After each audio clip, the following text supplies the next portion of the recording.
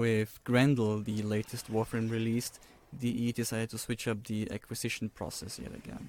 Grendel's parts are guaranteed drops from special arbitration missions, accessed via keys purchased from the arbitration vendor at the relay station.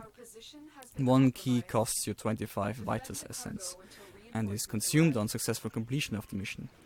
As of recording, only one player in the squad needs to have a specific key, so key sharing the free keys between squad members is a valid strategy. Now, the special part of Grendel arbitration missions are the following modifiers. No mods for warframes, guns, melee weapons or companions.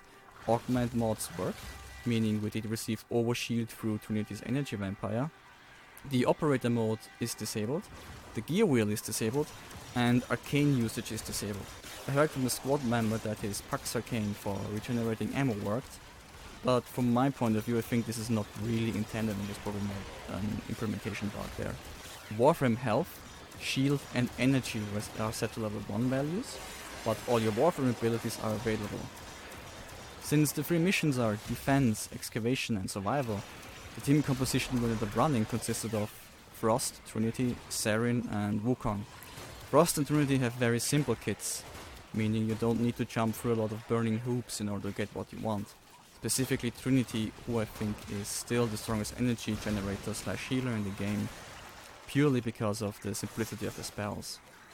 With the advent of operator mode and arcanes, she's not as necessary as before, but if you have the space in the squad, Trinity is never a bad pick. Frost's Bubble and Avalanche served well as defense and AoE damage plus a bit of CC. Wukong and Sarin did work as damage dealers and additional containers for holding a gun. I have the impression that DE wanted these missions to be challenging, or wants them to be challenging. But since Trinity exists and you can pick her, it felt more tedious than challenging for me. There's of course the planning aspect, and while we did plan ahead what to bring and what not to bring, we never really struggled during the defense and excavation missions. The pod never really took any significant damage, and we never really lost any of the excavators as well.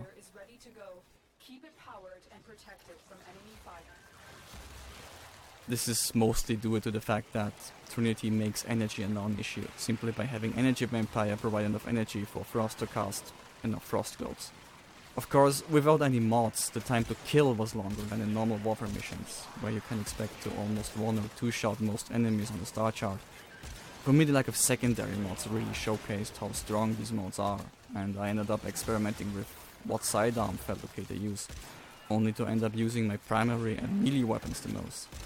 For the survival mission, we swapped out Frost for Necros for the additional role for life support drops, since time to kill was an issue. Survival wasn't a big challenge either, and while team members did go down, we did manage to revive them in time. Life support also never went into the red. I since did run the defense mission again as a 3-person group, and it was more obnoxious actually. If you can be a 4-person squad, be a 4-person squad. A Grendel backstory video is available courtesy of Rapid, as well as a tutorial / impression video about the new Kuba Lich system.